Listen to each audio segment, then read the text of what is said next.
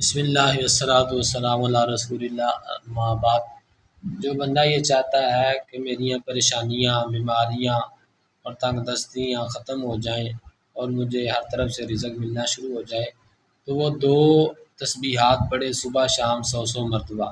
یہ حدیث سے بھی ثابت ہیں اور قرآن مجید سے بھی ثابت ہیں، استغفار کے حوالے سے اور اللہ کی تسبیح، اللہ کی حمد و ثنا کرنے کے حوالے سے۔ نبی کریم علیہ الصلوۃ والسلام کا فرمان گرامی ہے، جو استغفار کرتا ہے اور اللہ کی حمد کے یہ کلمات پڑھتا ہے، سبحان اللہ و بحمدہ، اللہ اس کو اس طرح رزق دیتے ہیں جس طرح پرندوں کو دیتے ہیں۔ تو یہ تسبیحات دو کیا ہیں؟ سبحان اللہ ایک، و بھی اللہم اغفر لی، یہ دونوں الفاظ جو ہیں سبحان اللہ، اللہم اغفر لی، صبح بھی 100 مرتبہ اور شام کو بھی 100 مرتبہ ان کو پڑھیں۔ اللہ سے دعا اللہ عمل کی توفیق عطا فرمائے، ہر ایک کو وافر رزق حلال عطا فرمائے، آمین۔